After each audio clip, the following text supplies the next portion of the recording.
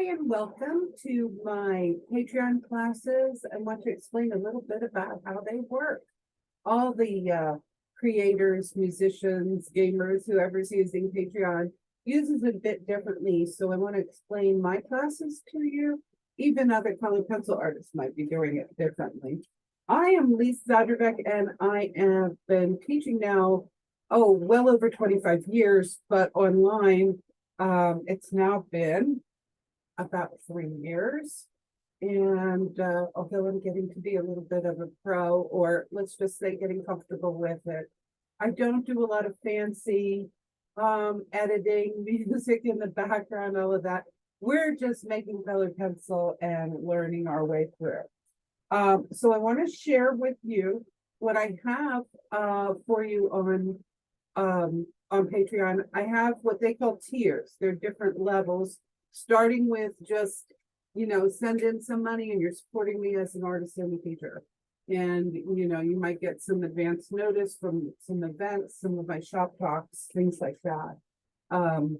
Shop talks are where I invite another specialist in art in to talk about what they're doing. And, we've had people teaching us how to photograph our artwork, how to run our websites, how to market, all kinds of things like that, or just, the mental health stuff, I think which is always good to talk about.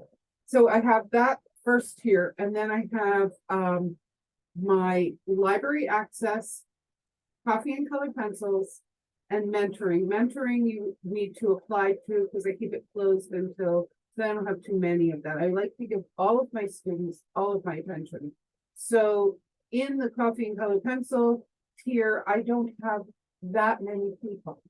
There's a small group, and we are, we kind of know each other after a while and say hi and miss a member when they're not there. And it's few enough that I get to critique everybody's work on critique night, up to 3 pieces per person. So we have one Tuesday evening where we have a live class, and if you're live, of course, you can ask questions and participate. And I do not, although a lot of people like to follow along and do the drawing that I'm doing, especially in the beginning, I do not require that very often. I have 10 people in the room, and we're doing 10 different drawings, which is great, because then when we're all in the same show, we're all showing different work, maybe on the same theme. We're doing owls, everybody's doing an owl. When I'm drawing for my classes, I'll just switch my camera around so you can see. I've got the camera right above. This one seems to be going in and out of focus because it needs to just reset itself to autofocus, which I don't do. I do a set focus.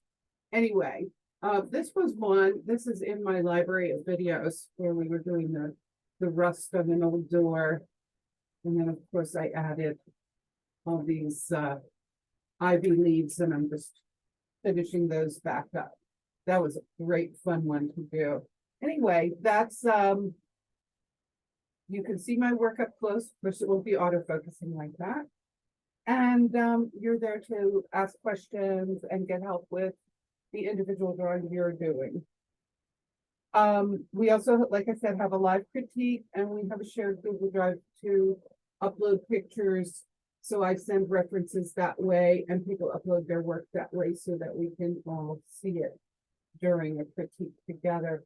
Then there's the library access tabs, and that one, let me share my screen again. And this one, when you're in the library access, you get access to, and they're very easy to find on my website, which if you forget how to spell my name, just do lisarts.com, Lisarts. And there is a video library page. On this page, you can see all the previous classes that we've been doing, and I'm adding to them all the time because I have classes I still need to post. By the way, the old shop talks, and it does show up better on a computer, laptop, PC than it does on a phone for some reason. Then I have, I used to teach kids and teens and do things in other media. And I'm editing the kids out and all of that so that we have these other media classes. You know, we drew the leaves up here, and I had a class where I was painting them in acrylic down here, or watercolor or graphite. You know, there's quite a bit of other, so I'm always adding to this library of wonderful things. You can find these on Patreon as well. It's a little different. You will see locked classes if you're a library access pass person. Those are like the critiques and things that are only for the people who are doing the live class. But you can search here, like if I wanted to do the white horse that you saw in graphite, I could put the horse in the search bar, and anything relating to a horse, I've colored pencil horse, I've graphite horse, they'll all come up. You could search by tier, you could search by month. So I could say, you know, I just want the Patreon library access pass classes, and only those will come up. Again, starting with the ones I just searched, because I still have course in the search bar. It's a little difficult because, you know, after several years, this is just scrolling and scrolling and scrolling rather than on my other page. I like to post them over there so that people can find them a little easier. So just remember, I don't edit. You get what you get with me. You're just it'll be me talking and me drawing and people cutting in with their questions. But what you get is content. And what I want to give you is personal attention. So you will get, people are getting questions answered, even if you're doing the library access pass, you're getting your questions answering. You're getting the benefit of my, 40 plus years, if you really want to count back 50 plus years of being an artist. And so that's what you're going to get on mine. I don't stop and, you know, unless there's something very strange going on, I don't stop and edit them and add titles. One day my kids will do that for me. I'm sure we're going to have, you know, 100 followers and we'll do that. The other thing that you'll find on my page is, let me go back to the classes page. If you're on my classes page, you can see when I'm doing special workshops. Have my portraits of workshop. You can see the link for the slide school that I use. Use the discount and get the 10% off. There's our materials list, a plaza coupon. I have a basic kit, but I also have on the Patreon page, I will have my materials list that I have updated, as well as a coupon, as well as a guide to Patreon. Let's see if that can come up for a second. You can see it together. There is a guide to Patreon. And it's how I use Patreon. Again, it's something that I will, it's a PDF, you can download it and open it up, and there you go. What you need, what the tiers are, some of the things that I'm answering right here, but you know, they're for you. The other thing that you'll find on my page is a calendar. And if you're taking a class and you want to know, well, which Tuesday is the critique and which Tuesday is the class, they're right here.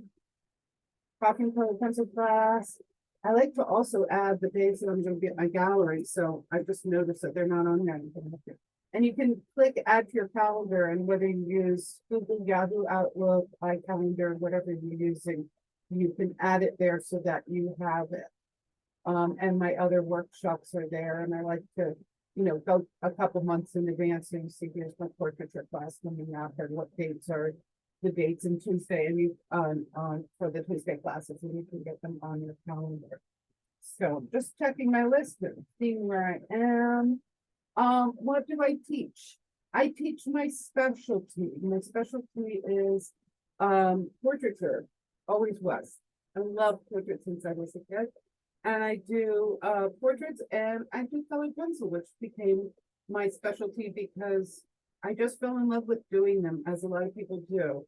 It feels very sort of therapeutic and fun to color, and there's not that mess of oil to clean up and brushes to wash, and they're portable. So I used to take them with me to, the mom's waiting room at ballet classes for my girls, and I would uh everybody else is knitting or having a cup of coffee and I'm drawing somebody's portrait. So I do portraits and animals, but we really do everything, as you saw, like with the rusty door. It seems to me like every single um different surface or object or animal that you want to draw, it's almost a different technique for each one. Or whether you're working on colored paper, black paper, white paper. So we kind of do everything in the class, and my students really like it, that I just kind of blindside them and throw a new project at them for the next class. And they sometimes I ask them to, somebody asked for machinery, but we may do the workings of the clock or something like that. So anyway, I have spent my artistic years, as you can probably see behind me, doing portraits, doing people, doing them sort of narrative, kind of telling a story about the frog or the girl with the bow and arrow. And that's me, a little fiction and a little realism, all bound together. And I really feel like as I go back to painting, which I occasionally do, this painting up here, I just think that there's nothing that the colored pencils can't do that painting could do better, because every time I go to paint them, like wishing I had a pencil to get all the detail in. But it is like painting. So like pastel, a lot of people call their colored pencil drawings paintings, just like pastel artists call theirs pastel paintings. I think the reason for that is, if I was doing a drawing, it would be the outlines, it would be the sketch. If I'm covering the surface over and over, I think it's more about the layering and the color covering of the surface that makes it a painting, because everything is artistic, quality pigment, and you're just applying it different. Some people apply it with brush and we apply it with pencil point. So we're here to have fun. There's a lot of camaraderie and relaxation. It almost seems like, the sewing circle, we're all knitting a book together. There's a common purpose, but we're having fun and hope you join us. Thank you. See you in art class.